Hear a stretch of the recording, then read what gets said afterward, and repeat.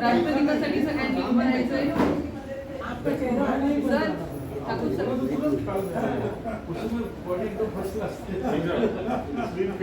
दादा आप आगे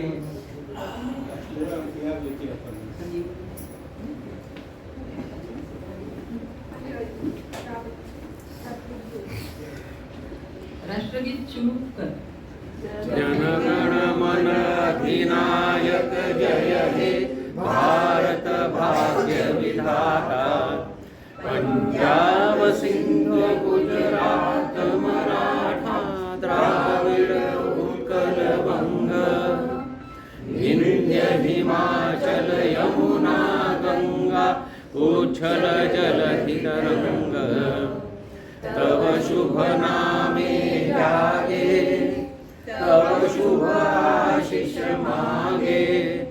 गाहे तव जय गाथा जनगण मंगलदायक जय हे भारत भाग्य विधाता. जय हे जय हे जय हे जय जय जय जय हे. भारत माता की जय.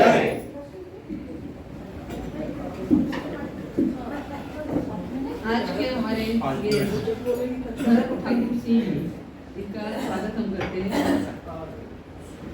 आज का विषय है हिंदी कविता, चुटकुले, विनोद आदि.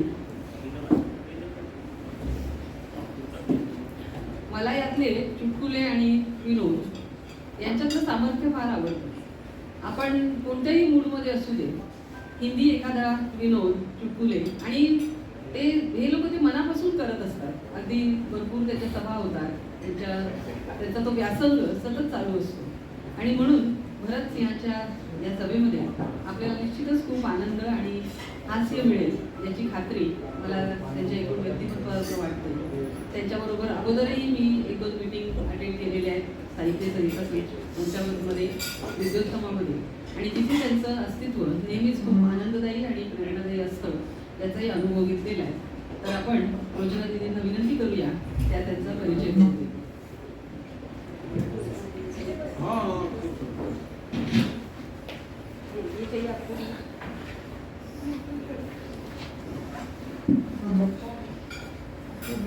धन्यवाद रजनीताई.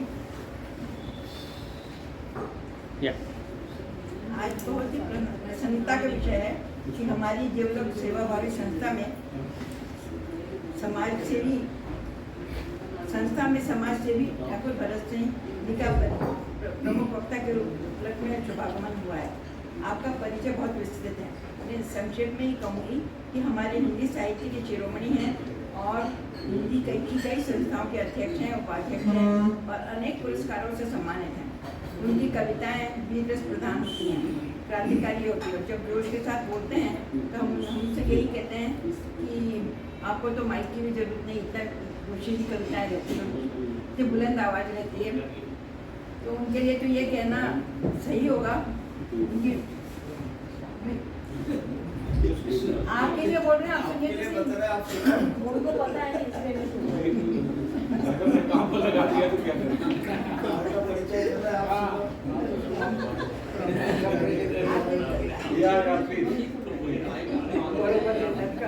बैन शुरुआत से ही चालू हो जाए तो अच्छा है. चालू हो गया. माइक नहीं है. नहीं, इसको खींच लीजिए. हेलो, फिर से वापस बोलिए. दीदी जोर से आया क्या? माइक चेक करिए. माइक आया. आज बहुत प्रसन्नता का विषय है कि हमारे जीवलक सेवाभावी संस्था में सेवाभावी समाज सेवाभावी ठाकुर भरत सिंह का प्रमुख वक्ता के रूप में शुभागमन हुआ है. आपका परिचय बहुत विस्तृत है. मैं संक्षेप में ही कहूँगी कि हमारे हिंदी साहित्य के शिरोमणि और हिंदी के कई संस्थाओं के अध्यक्ष उपाध्यक्ष हैं और अनेकों पुरस्कारों से सम्मानित हैं. उनकी कविताएं वीर रस प्रधान होती हैं, क्रांतिकारी होती हैं और खूब जोश के साथ बोलते हैं. हम उनसे हमेशा यही कहते हैं कि इनको माइक की जरूरत कभी नहीं होती. और सभी उनकी कविताओं को सुनने के उत्सुक रहते हैं. आज हमारा सौभाग्य है कि वो हमारे बीच में उपस्थित हैं। अब उनका परिचय वो स्वयं ही दे देंगे जब उनका वक्तव्य सुनेंगे। वो तन मन धन से साहित्य और समाज के प्रति समर्पित हैं। उनकी हमारी संस्था में उनका स्वागत है। वो उनके लिए ये कुछ दो पंक्तियाँ कहना सार्थक होगा कि भरा नहीं जो भावों से बहती जिसमें रसधार नहीं, वह हृदय नहीं वह पत्थर है जिसमें स्वदेश से प्यार नहीं।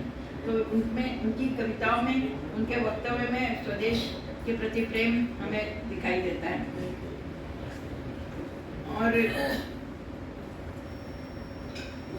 और उनकी जो हास्यरस की कविताएं हैं या जो दूसरी भी कविताएं हैं, वो आज तो हास्यरस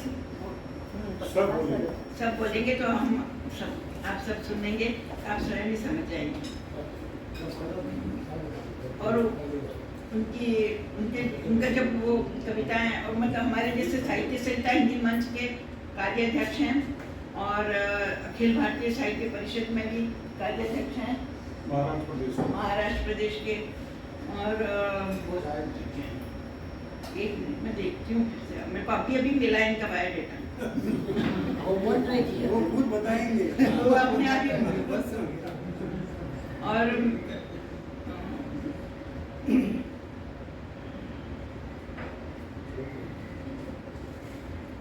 उनके कविताओं के लिए मैं आज यही कहना चाहती हूँ कि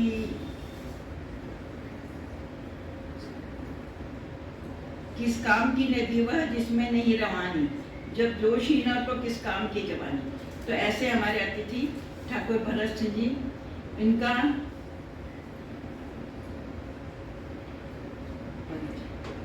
ये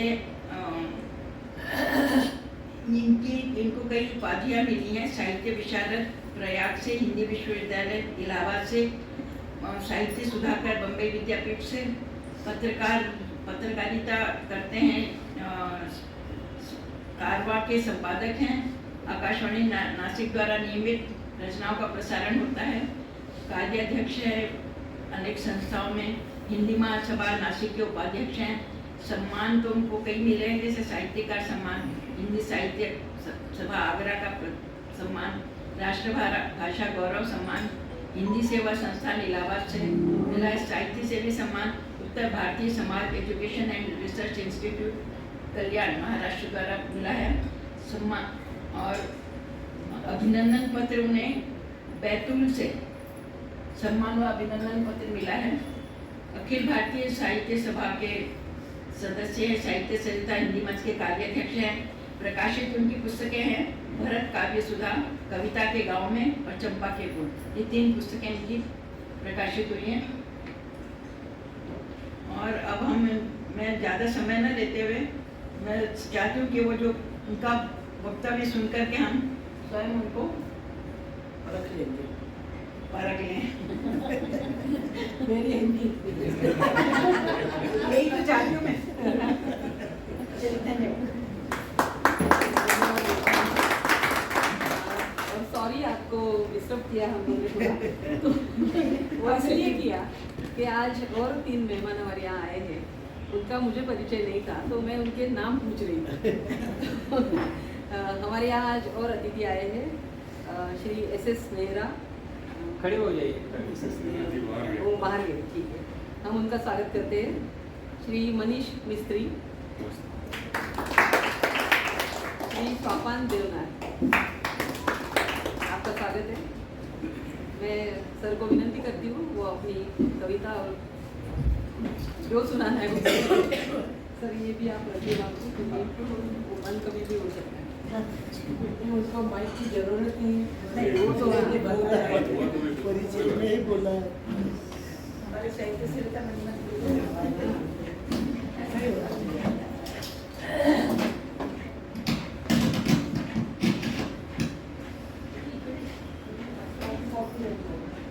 नमस्कार, आवाज आ रही है पूरी? एक परिचय में जो हमारी लास्ट किताब थी उसका विवरण भी था दीदी के पास में। नासिक युगों युगों की साक्षी नगरी, ये हमने 300 पेज की पुस्तक प्रकाशित कराया है, जिसमें नासिक की 6वीं शताब्दी से लेकर के और आज तक के नासिक का उल्लेख, जिसका प्रीफेस तत्कालीन मुख्यमंत्री देवेंद्र फडणवीस ने लिखा है।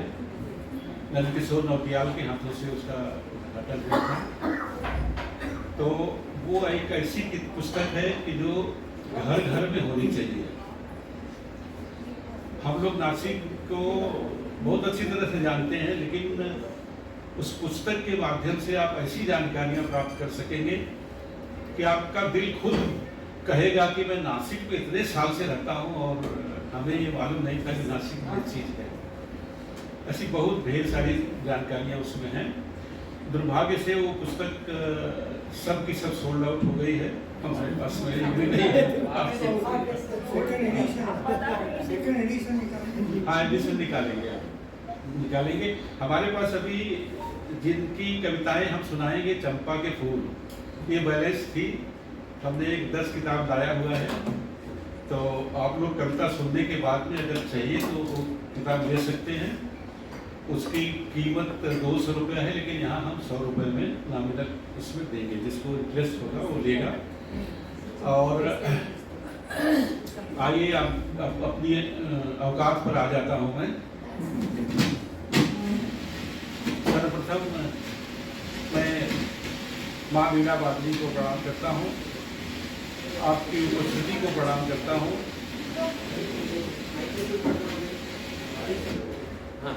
नहीं, ये तो बाइक ही नहीं चलेगी, नहीं तो बंद कर दिया था। एक बाइक वाले को बुलाना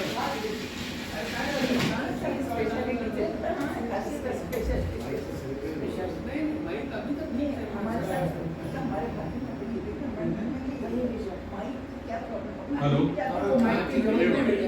ठीक है, आते जाते रहेगा। आप लोग थोड़ा बोलते थे संभालो गया, थोड़ा समाज के लिए लेने का है। एक कवि के नाते, एक रचनाकार के नाते मित्रों, मेरा एक नैतिक कर्तव्य बनता है कि माँ वीणा बादली का गान, उनकी वंदना करके फिर हम अपने काव्य पाठ पर आएंगे। सबसे छोटी जो वंदना हमारे पास में थी वो मैं आपको यहाँ सुनाता हूँ। और एक बात और पहले ही बता देना चाहता हूँ कि मैं जितनी भी रचनाएं यहाँ पर सुनाऊंगा सब स्वरचित हैं। हो सकता है कि वे जो है कि वायरल हुई हो, आप लोगों के पास में कभी गई भी हो, लेकिन वो रचनाएं हमारी हैं। ऐसी कोई है नहीं कि जो आप लोगों के पास मीडिया में गई होगी। ये प्रॉब्लम करेगा माइक। तो प्रस्तुत है सरस्वती वंदना। मैं ऋणी हूँ तेरी माँ कृपा दृष्टि का, मैं ऋणी हूँ तेरी माँ कृपा दृष्टि का। तू ही तीनों भुवन का सृजनहार है, तू ही तीनों भुवन का सृजनहार है। तेरी महिमा अवर्णित है माँ शारदे, तेरी महिमा अवर्णित है माँ शारदे। ना कोई आर है, ना कोई पार है, ना कोई आर है, ना कोई पार है। ज्ञान गंगा का संगम त्रिवेणी है तू, ज्ञान गंगा का संगम त्रिवेणी है तू।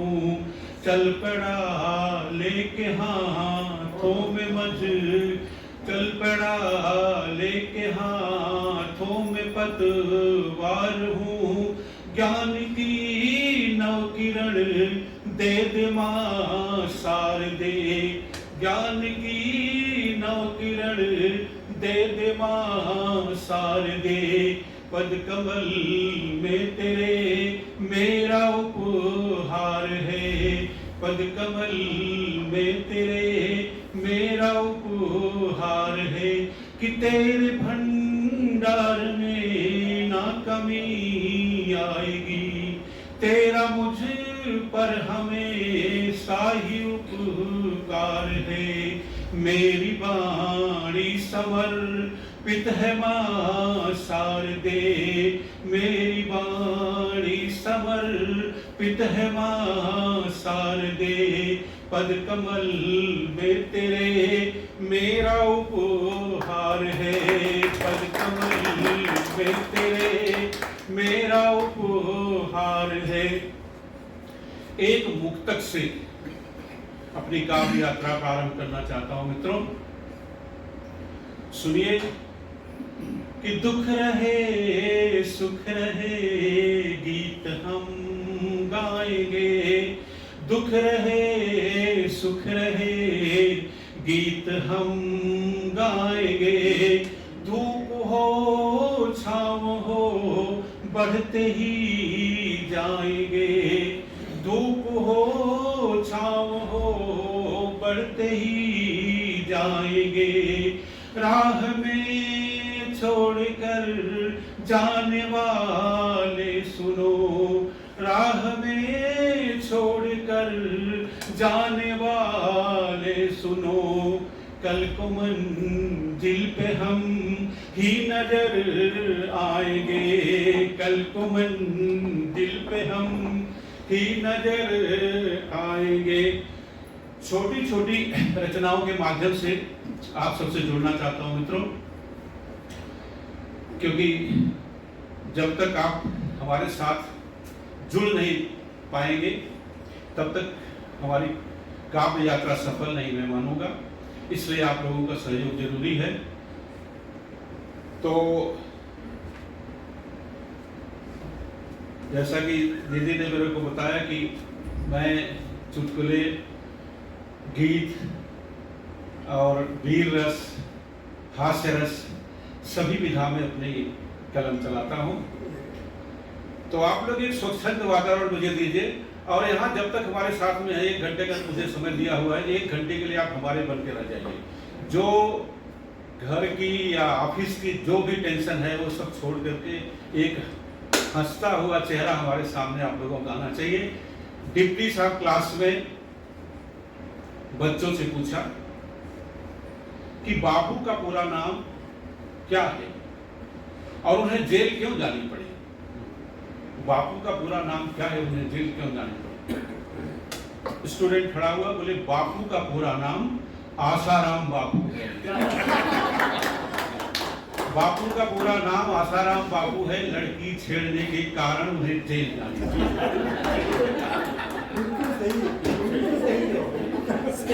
डिप्टी साहब दूसरे क्लास में जाते हैं, बोले मास्टर कौन सा सब्जेक्ट चल रहा है, बोले कि भूगोल चल रहा है। बोले एक सवाल पूछूंगा, मैं थोड़ा गायब हूँ, ज्यादा टाइम मेरे पास में नहीं है। तो बोले गंगा कहाँ से निकलती है और गंगा निकलने के बाद में जा करके किससे मिलती है। लड़का खड़ा हुआ, बोले कि गंगा अपने घर से निकलने के बाद सीधा विनय के घर में जाती है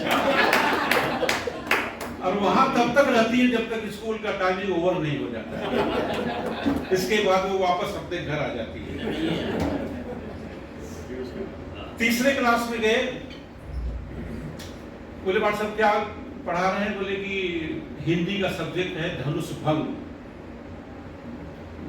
उन्होंने बोला कि एक क्वेश्चन करूंगा बच्चों से, बच्चे कोई बताओ कि शिव जी का धनुष किसने तोड़ा। एक बच्चा पीछे बैठा हुआ था, वो उसने हाथ उठा, बोले वो बोलो बेटे शाबाश। बोले सर मैं अभी अभी बाहर गया था पेशाब करने के लिए और मुझे मालूम है कि इस स्कूल पे जो भी तोड़ फोड़ कुछ भी होती है मेरा नाम लिया जाता है। मैं पहले से बताए देता हूँ कि मैंने नहीं तोड़ा, मेरा नाम मत बताना। डिप्टी उसका माथा बनाया कि ये क्या चल रहा है, सीधा क्लास से बाहर आया, प्रिंसिपल के पास में गया। बोले मास्टर साहब जो है कि ऐसी सी बात है, बोले कि नहीं मुझे पहले इसके टीचर को बुला करके उससे पूछना पड़ेगा, बच्चे की बात पर यकीन मत करिए आप। उसके क्लास टीचर को बुला के पूछा, क्लास टीचर ने बोला कि सर मैं इस बच्चे को अच्छी तरह से जानता हूँ, 1 नंबर का छठा बदमाश है ये। और इसने ही तोड़ा होगा। आप इसकी बात पर आप जो है कि यकीन मत करिए। डिप्टी चक्कर में बोले कि ठीक है, इसका चेयरमैन कहाँ है इस संस्था का? बोले चेयरमैन के पास है। बोले क्या चल रहा है स्कूल में? बच्चा बोलता मैंने नहीं तोड़ा, टीचर बोलता नहीं इसने ही तोड़ा होगा। तो बोले कि अब ये विभाग में काहे को पढ़ते हैं आप? आपके धनुष का रिपेयरिंग खर्चा कितना लगने वाला है वो मैं बोल देता हूँ प्रिंसिपल को, दे देगा। आप ये सब कागज लफड़े में पड़े हैं, थोड़ा क्या करा। अरे बोले कमाल है यार। वापस आने वापस प्रिंसिपल के पास उसने सीधा 10,000 की नोट रखा हुआ था, उसने 10,000 की पैकेट इनको दिया और बोला कि ये तो आपका भाग्य है, आपकी किस्मत है कि मैं यहाँ पर हूँ, अन्यथा मेरे बड़े भाई साहब प्रिंसिपल हुआ करते हैं। आज उनको कोर्ट में जाना था तो उन्होंने बोला तू चले जा, डिप्टी आएंगे ये पकड़ा देना उनको। तो मैं दे रहा हूँ, वो होते तो बारगेनिंग करके 5 के ऊपर नहीं देते।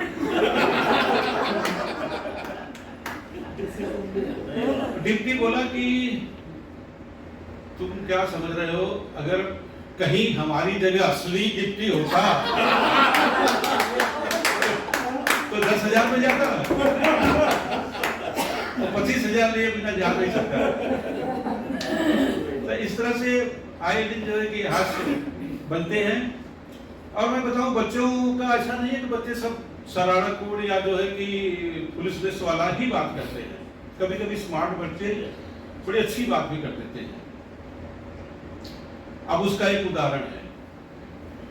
डिप्टी अगले क्लास में गए, बोले कौन सा सब्जेक्ट चल रहा है? बोले राजनीति चल रही, पॉलिटिक्स। बोले ठीक है, एक सवाल पूछता हूं कि एक जलपोत में मतलब पानी की जो जहाज होती है वो सीरियस होकर क्यों सुन रहे हैं? या हिंदी समझने में कुछ तकलीफ हो रही होगी तो एकदम आप एकदम फ्री मूड में आ जाइए।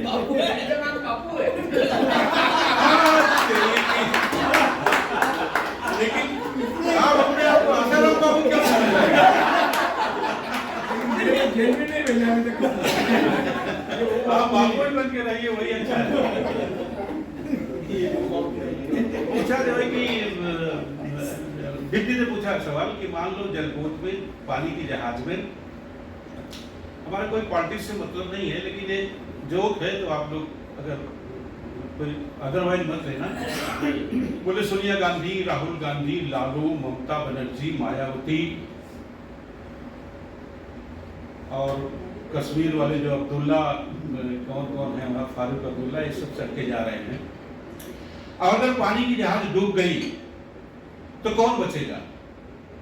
Smart answer by smart student उसने खड़ा होकर के बोला कि सर मेरा देश बचेगा।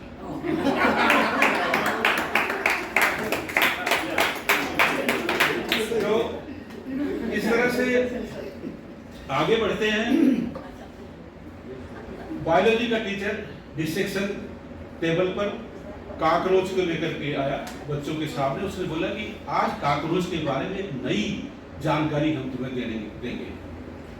और डिसेक्शन टेबल के एक किनारे उसने काकरोच को रखा और बोले कि सब लोग टाइम नोट करो, मैं इसको छोड़ने वाला हूँ, जैसे छोड़ूंगा टाइम नोट करना, लास्ट पोर्शन तक वो कितने टाइम पर जाएगा वो टाइम नोट करना।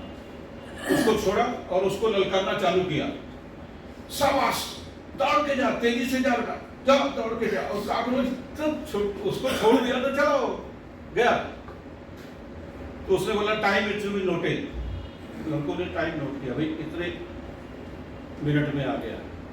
फिर उसके बाद उसने इस तरफ लाया और कैंची से उसका एक पैर काट दिया।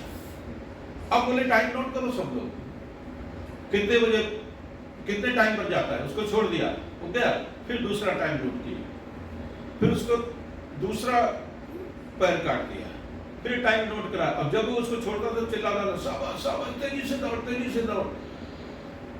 उसने उसका चौथा पैर जब काट दिया तो इसके बाद फिर जो है कि ललकारना चालू किया, शाबाश शाबाश, तेजी से दौड़, तेजी से दौड़। वो उधर का उधर ही रह गया। This is the new thing I have got. Note करो कि 4 टाइम 4 पैर काटने के बाद में कॉकरोच के कान से सुनना बंद हो जाता है।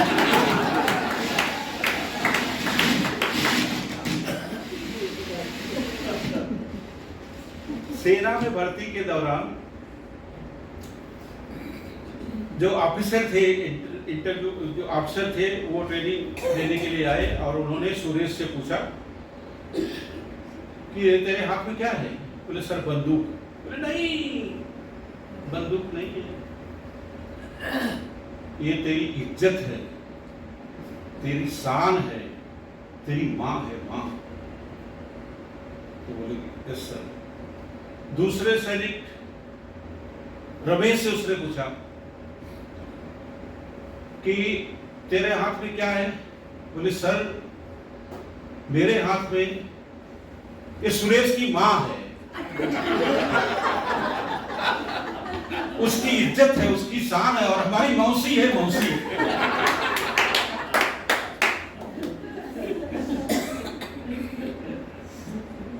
आगे बढ़ता है ट्रेनिंग का जो ऑफिसर है, दूसरे कैंडिडेट के पास में जाता है। बोले कि तुम धूम्रपान करते हो? बोले जी नहीं। तुम शराब पीते हो? बोले जी नहीं। बोले कि लड़ाई झगड़ा? बोले करते नहीं। तो बोला कि या चोरी करते हो? बोले नहीं नहीं। तो वो भी हैरान हो गया। बोले अरे कोई तो भी तुम्हारे अंदर दुर्गुण होगा, कोई तो भी बुराई होगी ना भाई। बोले सर एक ही बुराई है। बोले क्या है? बोले मैं झूठ बहुत बोलता हूँ।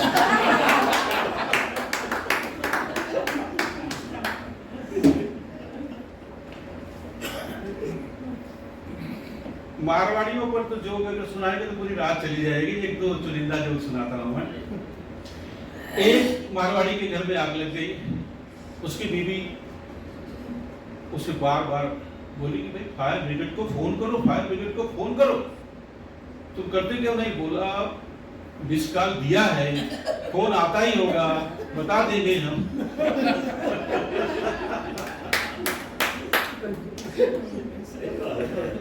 एक मारवाड़ी टीचर अपने बच्चों को जो है तो प्रयोगशाला में साइंस का कुछ सिखा रहा था। बीकर में पानी एसिड वगैरह सब डाल करके और उबलने लगा, तो उसने अपने जेब से जो है कि 5 का सिक्का निकाला और उसमें डाला। बोले बताओ कि इस सिक्के का क्या होगा? सिक्का गल जाएगा, इसमें नष्ट हो जाएगा, या पिघल जाएगा, या जैसा है वैसे ही निकल के आएगा, या इसके कलर चले जाएंगे। एक लड़का खड़ा हुआ। बोले साहब सिक्के का कुछ भी नहीं होगा, क्योंकि वो जेब से आपने निकाला है, वो जैसा है वैसा ही रहने वाला है। क्योंकि उसको मालूम था कि मारवाड़ी सिक्का अगर निकालेगा कुछ होता तो निकालता ही नहीं था। एक मारवाड़ी ने मिठाई की दुकान खोली और पेपर में इजहार दिया कि कैंडिडेट्स अप्लाई कर सकते हैं, शर्त केवल एक ही है कि जो भी अप्लाई करेगा वो शुगर का मरीज होना जरूरी है। एक छोटी छोटी जो है कि हास्य की टुकड़ियां हैं और इन्हें कम मत समझिएगा। कहते हैं कि जो मजा नहीं दे पाता रसगुल्ला, वो मजा नहीं दे पाता रसगुल्ला जो मजा दे जाती टॉफी है। वो मजा नहीं दे पाता रसगुल्ला जो मजा दे जाती टॉफी है। अगर एक छोटे से फूस के तिनके को आंख से नहीं निकाला तो वो सूरज को ढकने के लिए काफी है, वो सूरज को ढकने के लिए काफी है।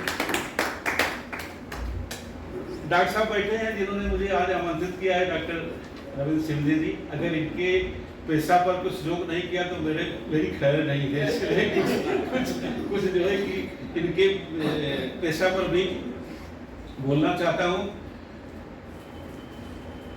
मरीज आया, डॉक्टर से बोला कि सर मुझे बात बात में गाली देने की और भूल जाने की, फौरन भूल जाने की आदत है। सर मुझे बात बात में गाली देने की और फौरन भूल जाने की आदत है। डॉक्टर ने कहा यह बीमारी तुम्हें कितने दिनों से है? डॉक्टर ने कहा यह बीमारी तुम्हें कितने दिनों से है? मरीज, हरामजादे कौन सी बीमारी है?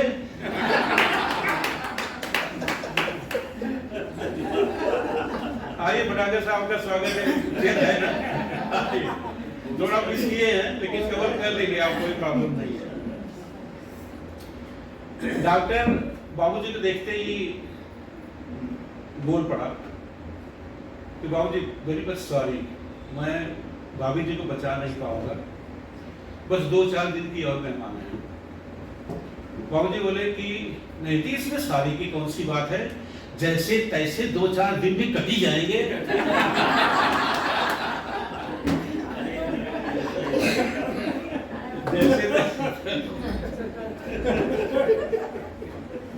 एक दांत के डॉक्टर के पास में दादी माँ जो है कि दांत उखड़वाने के लिए गई। दांत का डॉक्टर बोला थोड़ा वो आ करिए, उन्होंने आ किया।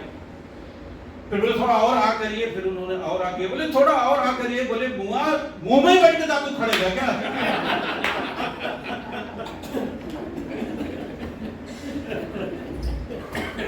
साड़ी की दुकान में ग्राहक गया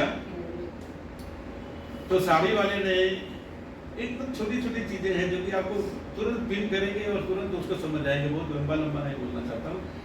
तो साड़ी के दुकानदार ने कहा कि भाई साहब साड़ी भाभी जी के लिए ही चाहिए कि कोई ढंग की साड़ी दिखाओ।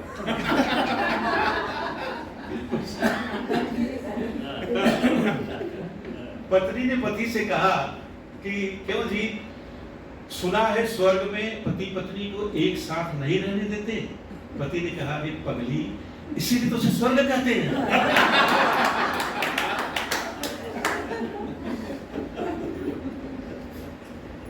मरीज जो है कि वापस डॉक्टर के पास में आया और बोले साहब हमारी तबीयत में तो कुछ सुधार नहीं हुआ है।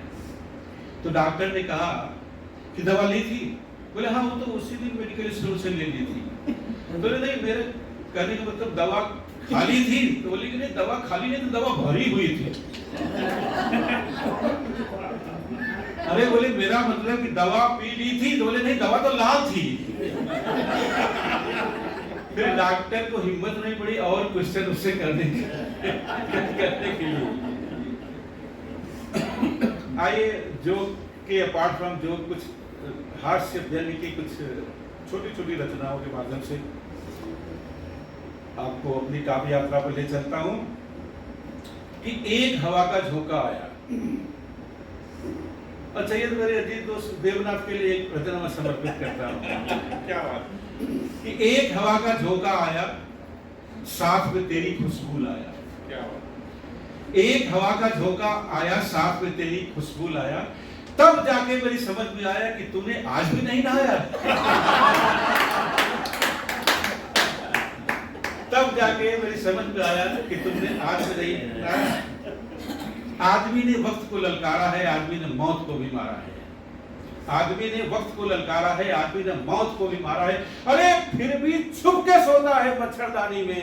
आदमी बस मच्छरों से हारा है, आदमी बस मच्छरों से। जब चले पुरवाई तो तेरी याद आई, जब चले पुरवाई तो तेरी याद आई, काली घटा छाई तो तेरी याद आई, अरे बरखा बहार आई तो तेरी याद आई, तूने जो मेरी छतरी अब तक नहीं लौटाई कि तेरी याद आई। मेरे एक मित्र थे एनआरआई, मेरे एक मित्र थे एनआरआई, खोलना चाहते थे बैंक अपनी माँ की नानी के नाम पर। मेरे भाई, माँ की नानी अंडरलाइन करिएगा। मेरे एक मित्र थे एनआरआई, खोलना चाहते थे बैंक अपनी माँ की नानी के नाम पर। मेरे भाई ढूंढ रहे थे बैंक का नाम एकदम अत्याधुनिक, जैसे आईसीआईसीआई, आईडीबीआई। मेरे एक मराठी मित्र ने उन्हें बैंक के नाम की एक सूची पकड़ाई और जिसमें एक ही बैंक का नाम था और वो था आईसीआईसीआई।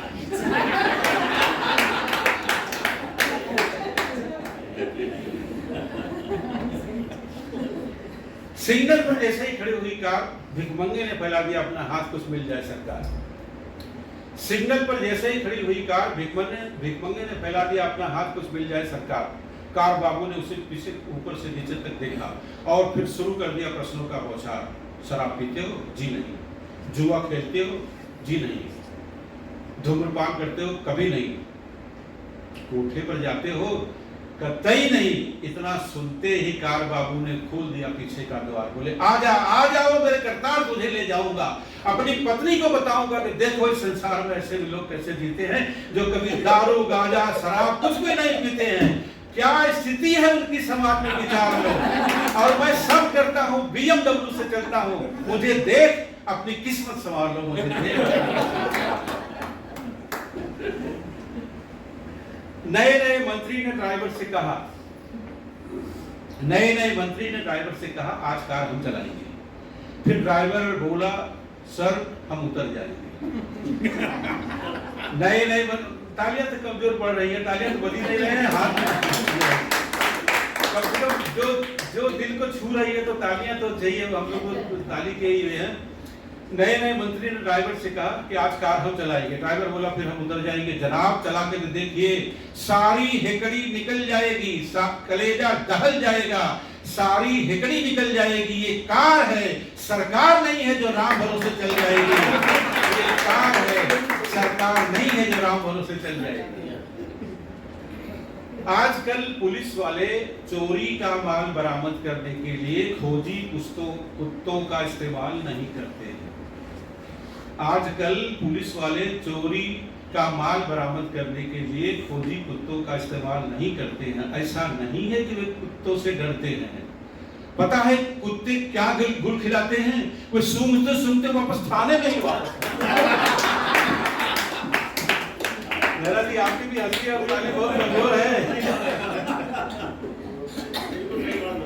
हाँ, एक रचना बहुत चर्चित रचना है हमारी। हम BA पास किए थे, सर्विस की ताक किए थे, पर सर्विस कहीं नहीं मिलती, लाचार जिंदगी कटी। एक समय था जब ये रचना मैंने लिखा था, आज के 20-25 साल पहले, तो उसमें एम्प्लॉयमेंट की बहुत ही प्रॉब्लम थी। आज उल्टा हो गया है।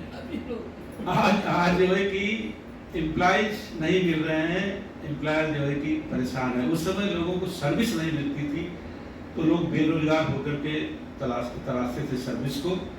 तो हम BA पास किए थे, सर्विस की ताक किए थे, पर सर्विस कहीं नहीं मिलती, लाचार जिंदगी कटती। एक दिन आ गया बुलावा एम्प्लॉयमेंट को धावा। एक जगह पड़ी थी, खाली थी, सर्कस की रखवाली। शब्दों के माध्यम से एक चित्र बनाने की कोशिश कर रहा हूँ, आप लोग दाद देंगे कि हम BA पास किए थे, सर्विस की ताक किए थे, पर सर्विस कहीं नहीं मिलती, लाचार जिंदगी कटती। एक दिन आ गया बुलावा एम्प्लॉयमेंट को धावा। एक जगह पड़ी थी, खाली थी, सर्कस की रखवाली। उसको बोला उसने कि भाई ऐसा पोस्ट खाली है, चलेगा क्या? मैं बोला मुझे भेज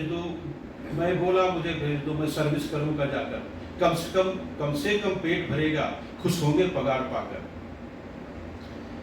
वो जो है कि वॉचमैन की नौकरी कर लेता है और सर्कस की वॉचमैन। एक दिन ड्यूटी पर ही था कि भालू एक भग गया। अब सर्विस नौकरी कर रहा है वॉचमैन की। एक दिन ड्यूटी पर ही था कि भालू एक भग गया। सर्कस मालिक क्या बिगड़ा कि भालू बनना पड़ गया। बोले ये शो कौन दिखाएगा? तेरा बाप दिखाएगा। उसको भालू की खाल भी बना करके और बोले चलो जो है। अब आगे काम क्या देता है? वो काम दिया चलने का, इस तार के ऊपर। हम खड़े हो गए उस पर भालू की खाल पहनकर। था शेर कटघरा नीचे, ऊपर वो लाठी ताने के समझ सके मिनट पर वो हाल विधाता जाने। भालू तो था नहीं, प्रैक्टिस तो थी नहीं, वो शेर के कटघरे में गिर जाता है।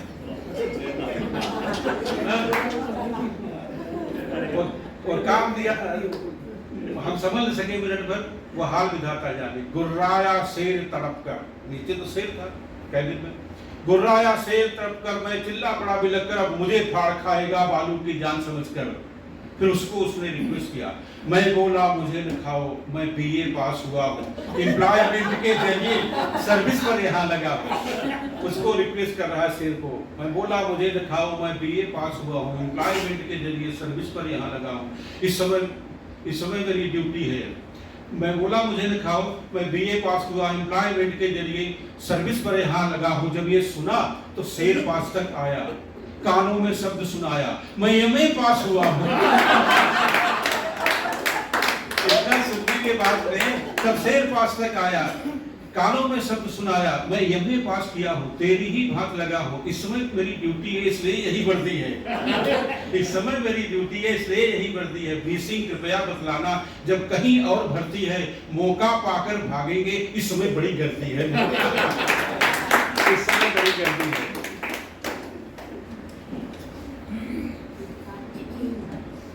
मित्रों, हास्य व्यंग का एक अपना क्षणिक आनंद होता है, और ये दुनिया में हास्य व्यंग जरूरी है, लेकिन हर एक चीज हास्य व्यंग से ही नहीं चलता है। उसके साथ साथ हमें जो है कि चिंतन परक रचनाएं भी सुन करके उनसे भी काफी कुछ मिलता है। आप सब यहाँ पर बुद्धिजीवी लोग बैठे हैं, इसलिए मैं चाहता हूँ कि हमारी जो गंभीर रचनाएं हैं, जो जनरली हम कहीं नहीं सुनाते हैं, क्योंकि लोग हास्य के अलावा कुछ सुनना ही नहीं चाहते हैं, लेकिन मैं चाहता हूं कि आप लोगों को वो रचनाएं सुनाएं, और मुझे पूरा विश्वास है कि आप सब उसको न केवल सुनेंगे समझेंगे, बल्कि अच्छी दाद देंगे। तो और ऐसे ही कार्यक्रमों में हम अपने आप को पूर्ण रूप से व्यक्त कर सकते हैं। जब हम कब सम्मेलनों में जाते हैं, चाहे नासिक के अंदर कालिदास में या नासिक के बाहर, तो वहाँ पर झुंड के झुंड 8-10 कवि लोग रहते हैं। सबको टाइम दिया हुआ रहता है कि आप केवल 3 मिनट सुनाएंगे, आप केवल 5 मिनट सुनाएंगे, क्योंकि उनको सभी कवियों को सुनना रहता है। और जो सबसे बड़ा कवि रहता है तो सब लोग यही बोलते हैं, हमें अशोक चक्रधर तक, हमें कुमार विश्वास तक पहुंचना है, इसलिए जल्दी करके वो अपना काव्य पाठ खत्म करते हैं। उससे आदमी की रचना धर्मिता का, उससे आदमी के व्यक्तित्व का, उसकी गहराई का पता नहीं चलता है। तो अभी आपके लायक सुना रहा हूँ, आप नहीं हंसेंगे तो मैं बड़ा खुश हो जाऊंगा क्योंकि हंसने लायक कुछ ऐसा इसमें है नहीं। और सही माने में अगर देखा जाए तो ये असली कविता है जिसे मैं सुनाऊंगा अभी आप लोगों को। आजकल ऐसी कविताओं का प्रचलन मंचों से गायब होता जा रहा है। ये आपके जेहन को झकझोर कर रख देने की क्षमता रखती है कविताएं। जैसे कि बताऊं आपको कि आदमी मरने के बाद कुछ नहीं सोचता है, सही है ना? ये सभी ऐसी रचनाएं, ऐसे डे टू डे की उस पर मैंने लिखा है कि जो बात हर एक को पटेगी, ऐसा नहीं बोलेंगे कि क्या बोल रहा है तो झूठ बोल रहा है। ये बात में सच्चाई है ना 101%। आदमी मरने के बाद कुछ नहीं सोचता है, आदमी मरने के बाद कुछ नहीं बोलता है। जो आदमी कुछ नहीं बोलता है, जो आदमी कुछ नहीं सोचता है, वो एक दिन मर जाता है। क्या बात है। शायद आप लोग समझ पाए होंगे, या कल तक समझेंगे तो जरूर तालियां बजा देना क्योंकि आदमी की अभिव्यक्ति के लिए उसका बोलना, उसका सोचना, उसका ये करना जरूरी होता है। देखिए, कवि का बड़प्पन वो नहीं होता कि अपने धर्म ग्रंथों में, उपनिषदों में लिखी हुई बातों को कविता में ढाल करके और श्रोताओं के सामने प्रस्तुत करें। जनरली आजकल यही होता है। उसका बड़प्पन इसमें है कि वो धर्म ग्रंथों की बातों को, जो सर्वश्रुत है, सब जानते हैं, एक नई शैली के साथ, एक नई विधा के साथ, एक नई सोच के साथ, एक नएपन के साथ में अपने श्रोताओं को परोसे, उसमें उसका बड़प्पन है। अभी कृष्ण सुदामा की कहानी हम सब जानते हैं, और आप रियली अगर तो हद तक समझेंगे तो मुझे आशीर्वाद देंगे, तालियां देंगे, उसमें कोई दो राय नहीं है, क्योंकि मुझे अपने ऊपर कॉन्फिडेंस है कि हे श्री कृष्ण, मैंने देखा है तुम करते हो सदैव मनमानी। हे श्री कृष्ण, मैंने देखा है तुम करते हो सदैव मनमानी, फिर भी इतिहास ने बना दिया तुझे महादानी। अरे कर्ण की बात कुछ और थी और कर्ण के सामने सुदामा की कहत और थी। मैं पूछता हूं कि तूने ऐसा क्या दिया सुदामा को जो तुम्हारे पास नहीं था। मैं पूछता हूं कि तुमने ऐसा क्या दिया सुदामा को जो तुम्हारे पास नहीं था। लेकिन इतिहास गवाह है कि सुदामा ने जो भी तुम्हें कुछ दिया, इतिहास गवाह है कि इतिहास गवाह है कि सुदामा ने जो कुछ भी तुम्हें दिया वो सुदामा के पास नहीं।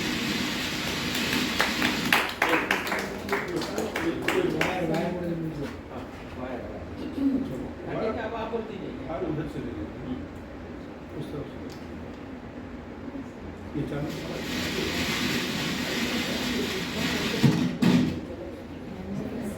ठीक है।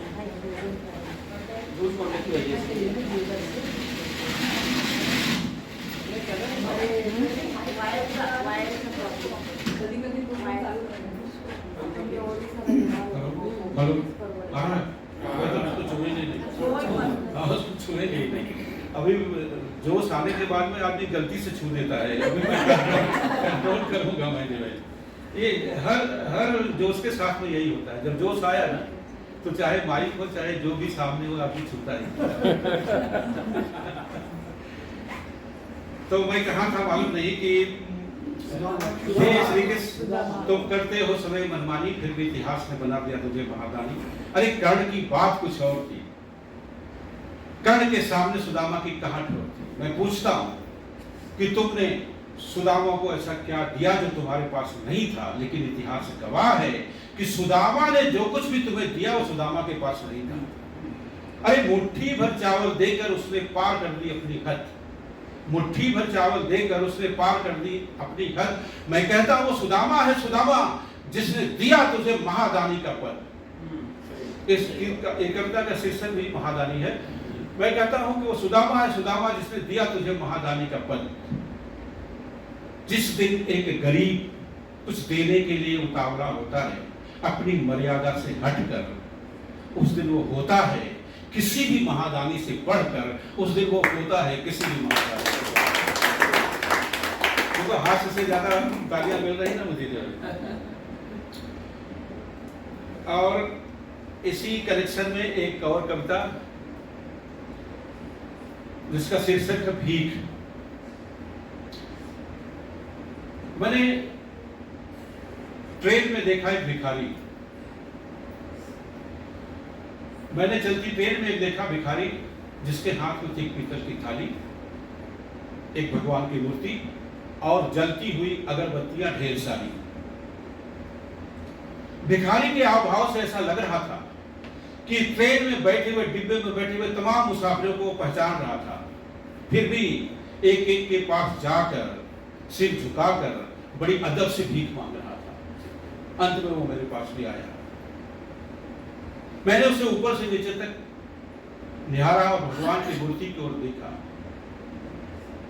मैंने उसे ऊपर से नीचे तक निहारा और भगवान की मूर्ति तक देखा और उससे पूछा कि भगवान की मूर्ति लेकर भीख क्यों मांगता है। इतना सुनते ही वो बोल पड़ा बेचारा, साहब सब इसी की तो कृपा है जो 2-4 पैसे मिल जाते हैं। साहब इसी की तो कृपा है जो 2-4 पैसे मिल जाते हैं, अन्यथा मुझ असहाय पर लोग कब तरस खाते हैं। अन्यथा मुझ असहाय पर लोग कब तरस खाते हैं। भिखारी के निसंकोच दिए गए जवाब ने बंद कर दिया मेरी जुबान। भिखारी के निसंकोच दिए गए जवाब ने बंद कर दिया मेरी जबान को। और मैं आज तक नहीं समझ पाया कि लोग भीख देते हैं भिखारी को कि भीख देते हैं भगवान को, भीख देते हैं भिखारी को, भीख देते हैं भगवान को। एकदम गहरी चीजें हैं जो आपके दिल को झकझोरने के लिए एक क्षमता रखती हैं।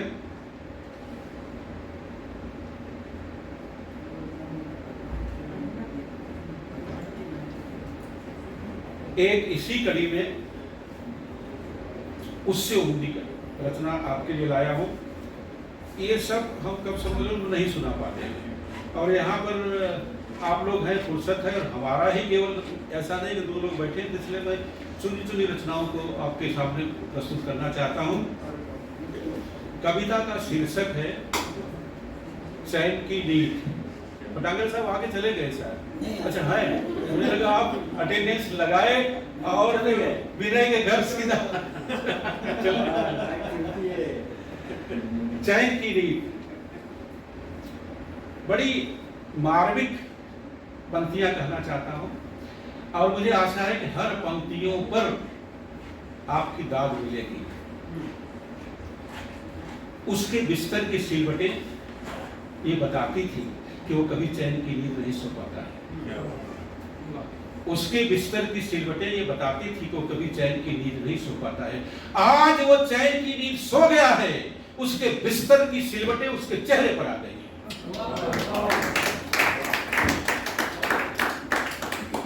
आज वो चैन की नींद सो गया है, उसके बिस्तर की सिलवटें उसके चेहरे पर आ गई हैं। गेहूं की सुनहरी बालियां भी उस दिन चैन की नींद नहीं सोती है। कविता का शीर्षक है चैन की नींद, से हर पंक्ति में चैन की नींद आएगा। गेहूं की सुनहरी बालियां भी उस दिन चैन की नींद नहीं सोती हैं, जिस दिन किसी गरीब के घर चूल्हा नहीं जलता है, जिस दिन किसी गरीब के घर चूल्हा नहीं जलता है। अब तो तुझसे लिपटकर चैन की नींद सोने दे ऐ कफन। अब तो तुझसे लिपटकर चैन की नींद सोने दे ऐ कफन। आखिर पाया है तुझे मैंने अपनी जिंदगी खोकर, आखिर पाया है तुझे मैंने अपनी जिंदगी खोकर। हम मशक्कत से कमाई हुई अपनी जली भुनी रोटी को, हम मशक्कत से कमाई हुई अपनी जली भुनी रोटी को महलों से आने वाली सुगंध के साथ मिलाकर खाते हैं, तब कहीं चैन की नींद सो पाते हैं। हम मशक्कत से कमाई हुई अपनी जली भुनी रोटी को महलों से आने वाली पकवानों की सुगंध के साथ मिलाकर खाते हैं, तब कहीं चैन की नींद सो पाते हैं। और फिर कृषि प्रधान देश के गुण गाते हैं। कृषि प्रधान देश, व्यंग की धार देखिएगा कि किस तरह से व्यंग है। अहिंसा परमो धर्म की नींद अब चैन की नींद सो गई है।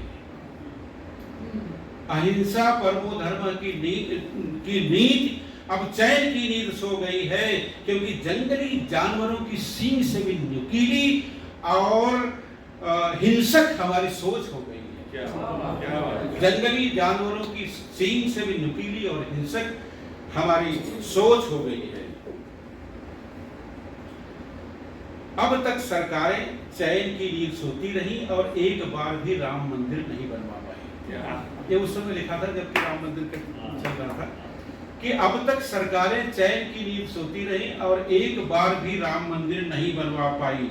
लेकिन देश की जनता गवाह है कि राम मंदिर ने एक बार नहीं कई बार सरकारें बनवा दी। एक बार नहीं कई बार सरकारें बनवा दी। पिछले दिनों जब सीमा पर पुलवामा या कई हमारे सैनिकों को जो है कि बार बार के भेजा जा रहा था, तो उस समय 1-2 पंक्तियां मैंने लिखा था कि मैं गर्मी की तपिश में भी चैन की नींद सो सकता हूं। मैं गर्मी की तपिश में भी चैन की नींद सो लेता हूं, किंतु अब कैसे चैन की नींद सोऊं साहब। चैन से सुलाने वालों के तो अब 100 आ रहे हैं, चैन से सुलाने वालों के तो अब 100 आ रहे हैं। इसी कड़ी में है, बोलने का टाइम है ना, बोलते जाओ कि और जब बोलिएगा तो बंद कर देंगे हम। समय का आपका देख लीजिएगा, 10 मिनट है ना, 10 मिनट में खत्म करेंगे। कटु सत्य, अभी तक जो सुना है वो भी कटु सत्य था, लेकिन एक स्पेशल कटु सत्य जो है कि देखिए, और मुझे पूरा यकीन है कि आप लोग इसे बहुत अच्छी तरह से आपको साथ करेंगे और हर पंक्तियों में जो है कि अपनी दाद देंगे कि बदन का घाव दिखाकर, शरीर का घाव जो लगा, बदन का घाव दिखाकर जो पेट भरती है। आजकल हिंदुस्तान में शब्द बदन का घाव दिखाकर जो पेट भरते हैं, वे शख्स अपना घाव भरने से सदैव डरते हैं।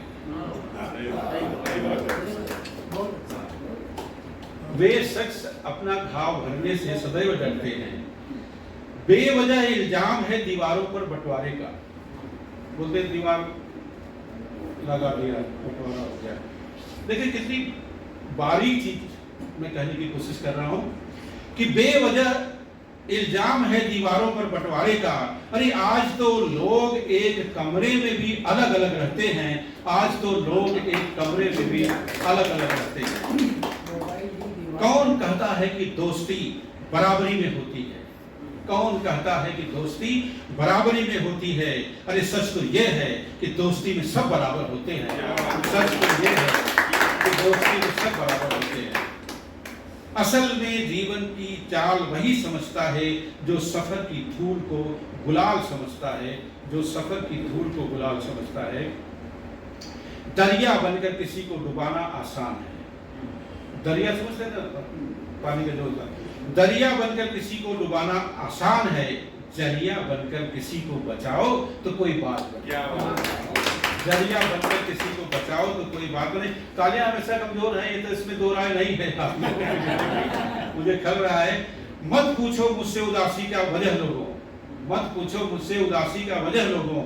मैं शायर हूँ, तो शायर के शहर में मातम ही रहता है, शायर के शहर में मातम ही रहता है।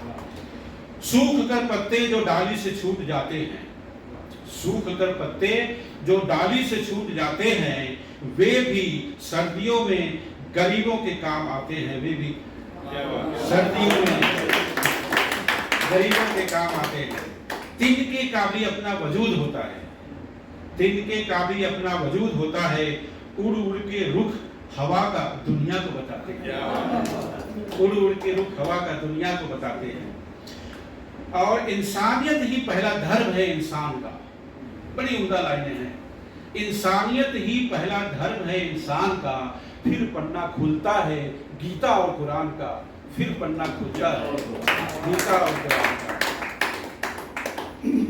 न थी मेरी तमन्ना तेरे बगैर रहने की, लेकिन न थी मेरी तमन्ना तेरे बगैर रहने की, लेकिन मजबूर को मजबूर की मजबूरियां मजबूर कर देती हैं, मजबूर को मजबूर की मजबूरियां मजबूर कर देती हैं। बस एक चेहरे ने तन्हा कर दिया मुझको, बस एक चेहरे ने तन्हा कर दिया मुझको, वरना हम खुद ही एक महफिल हुआ करते थे, वरना हम खुद ही एक महफिल हुआ करते थे। जज्बात कम नहीं थे मेरे भी हुस्न में, जज्बात कम नहीं थे मेरे भी हुस्न में। अरे नाम हो गया मजनू का, मुकद्दर की बात है, नाम हो गया मजनू का, मुकद्दर की बात है। मित्रों, जिस संस्था ने मुझे यहाँ बुलाया, जीवलग सेवा भावी संस्था, तो मुझे लगा कि ये संस्था के बारे में भी अगर कुछ लिखूं तो अच्छा रहेगा। तो मैंने थोड़ा टाइम निकाल करके नई रचना, वो तो समझ रहे हैं कि आप लोगों के लिए लिखा है, तो अभी लिखा है, आज ही लिखा है, पहली बार आपके सामने सुनाता हूँ। और मुझे भरोसा है कि अन्य रचनाओं की तरह आप इसको भी दाद देंगे। जीवलग का मतलब आप लोग समझते ही हैं। मैंने कल फोन करके दीदी से पूछा कि जीवलग का कुछ विशेष अर्थ होता है तो बताइए। उन्होंने कुछ बताया, उसके आधार पर मैंने रचना का निर्माण किया। जो रिश्ते में ना होकर भी रिश्ता सदा बना जाता है, इस पर तो तालियां सबकी चाहिए। कि जो रिश्ते में ना होकर भी रिश्ता सदा बना जाता है, संकट की घड़ियों में भी वह अपना फर्ज निभा जाता है। संकट की घड़ियों में भी वह अपना फर्ज निभा जाता है। जिसके साथ में होने पर खुशियों के बादल छाते हैं, जिसके साथ में होने पर खुशियों के बादल छाते हैं, ऐसे ही दीवाने पागल जीवलग मित्र कहते हैं। ऐसे ही दीवाने पागल जीवलग मित्र कहते हैं। चौथी जो अंतिम पंक्ति है, बस उस पर याद कर दीजिएगा। हर एक में देखें तो आपका 10 मिनट से ज्यादा टाइम हो जाएगा।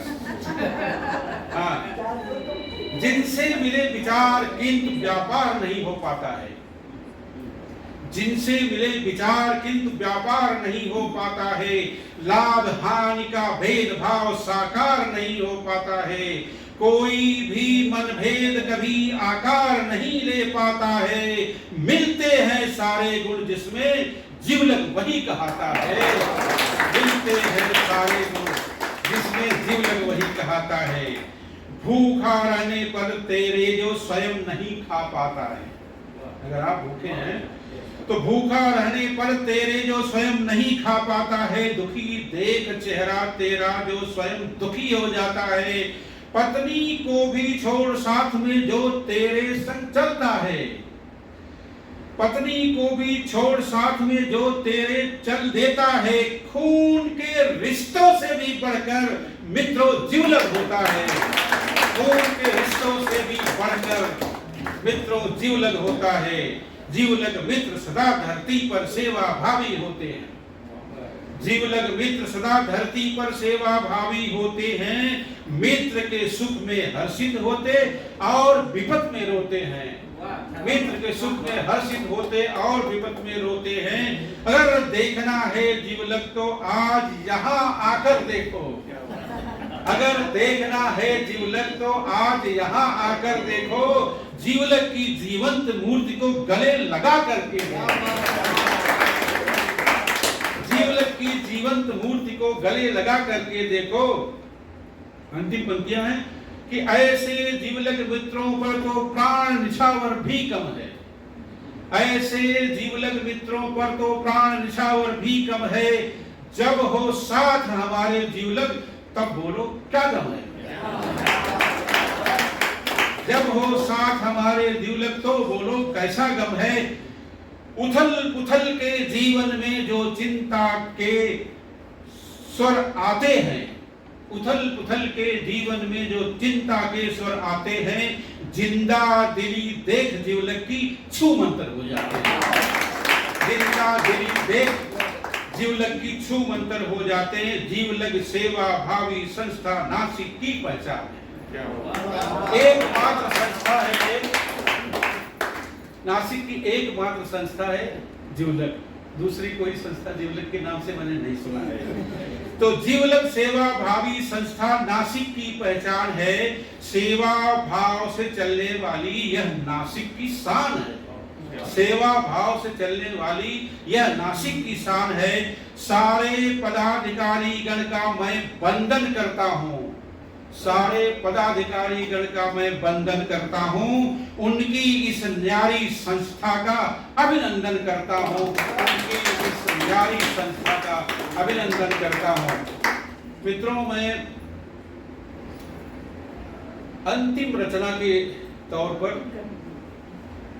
4-5 पंक्तियों का एक रचना, क्योंकि आज देश अमृत महोत्सव मना रहा है और ये जून तक ही इस अमृत महोत्सव का अंतिम महीना है, तो अभी तक मैं जो है कि इस रचना को पढ़ सकता हूँ, जून भी चल रहा है।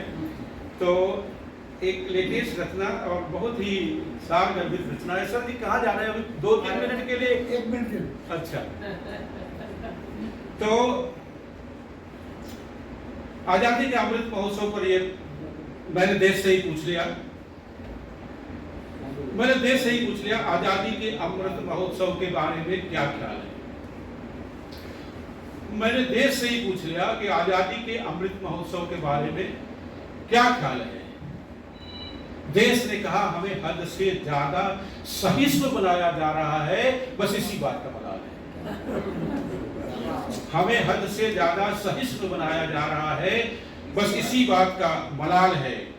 क्या बताऊं आजादी के 75 वर्षों में किस तरह घिस चुका, क्या बताऊं आजादी के 75 वर्षों में किस तरह घिस चुका हूं। अरे मैं पहले भारत वर्ष हुआ करता था, आज मात्र भारत रह गया हूं, आज मात्र भारत रह गया हूं। मेरे अपने ही मुझ पर इल्जाम लगा रहे हैं, मेरे अपने ही मुझ पर इल्जाम लगा रहे हैं और सरतन से जुदा करने का पैगाम सुना रहे हैं, और सरतन से जुदा करने का पैगाम सुना रहे हैं। दोष भी किसे दूं जब चरण भी अपना और माथा भी अपना तो शिकवे शिकायत की गुंजाइश कहाँ है। जब चरण भी अपना और माथा भी अपना तो शिकवे शिकायत की गुंजाइश कहाँ है।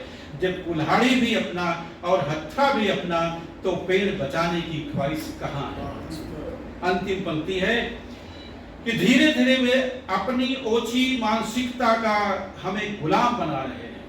धीरे धीरे वे अपनी ओछी मानसिकता का हमें गुलाम बना रहे हैं। फिर भी हम दहाड़ते हुए आजादी का अमृत महोत्सव सरेआम मना रहे हैं। फिर भी हम दहाड़ते हुए आजादी का अमृत महोत्सव सरेआम मना रहे हैं। बहुत बहुत धन्यवाद। मैं धन्यवाद देना चाहता हूँ, आपका आभार होगा बाद में, लेकिन मेरी तरफ से मैं आप सबको विशेष रूप से डॉक्टर सिवड़े को, दीदी रचना भारती को और यहाँ के सभी पदाधिकारियों को मैं धन्यवाद देता हूँ। आप लोगों ने मुझे बुलाया, इतना समय दिया, इतनी तन्मयता से सुना और मुझे यकीन है कि बाहर निकल के हमारे बारे में गलत नहीं बोलेंगे, अच्छा ही बोलेंगे जो है। तो इसी के साथ ये कहना चाहता हूँ कि यह तो एक झलक थी, आगे और भी अच्छी रचनाएं हम आपको सुनाएंगे। यह तो एक झलक थी, आगे और भी अच्छी रचनाएं हम सुनाएंगे, बशर्ते अगली बार पुनः जब आप सब मुझे जल्दी ही बुलाएंगे। बशर्ते अगली बार पुनः जब आप सब मुझे जल्दी ही बुलाएंगे। जब न कोई आंसुओं को पोंछने वाला मिला, जब न कोई आंसुओं को पोंछने वाला मिला, देर तक हमसे गले लगकर के रोई शायरी। क्या बात है। देर तक हमसे गले लगकर के रोई शायरी। हम चले हैं जिंदगी के साथ काफी दूर तक, हम चले हैं जिंदगी के साथ काफी दूर तक। थक चुके हैं लौट कर अब घर को जाना चाहिए, थक चुके हैं लौट कर अब घर को जाना चाहिए। बहुत बहुत धन्यवाद।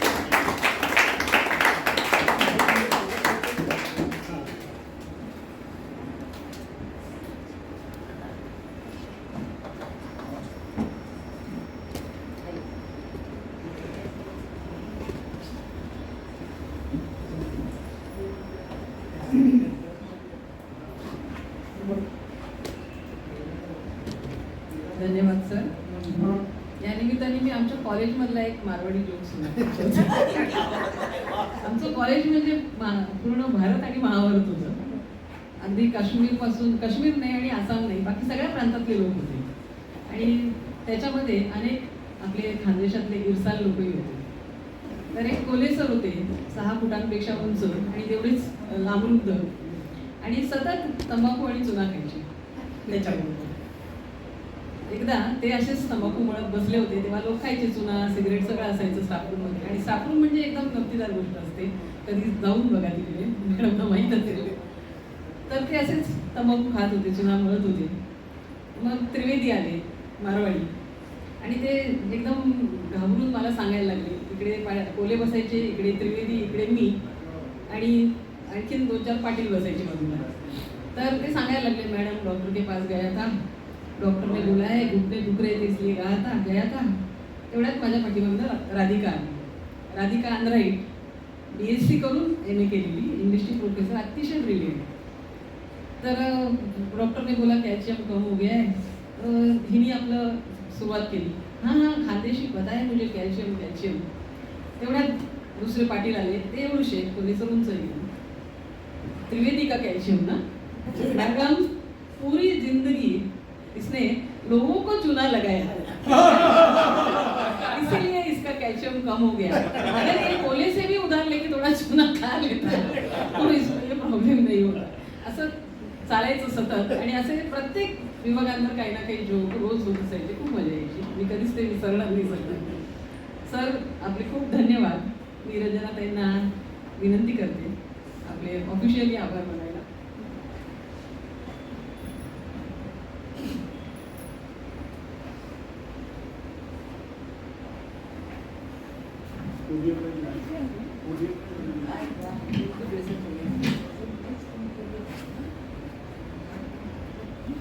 अध्यक्ष महोदया, सेक्रेटरी और आज के प्रमुख अतिथि भरत सिंह ठाकुर जी, हम लोगों ने आज तक सिनेमा में ठाकुर जो देखे सिर्फ ऐसे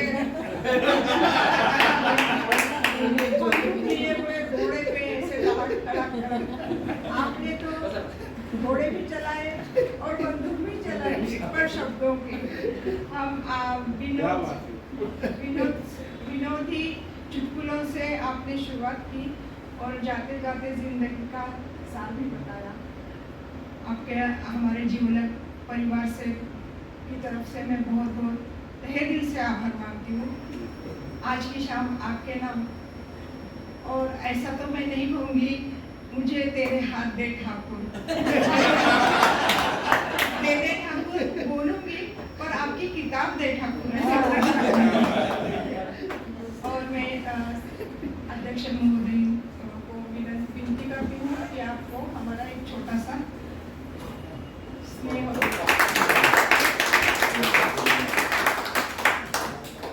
धन्यवाद। मीटिंग संपली असं जाहीर करते.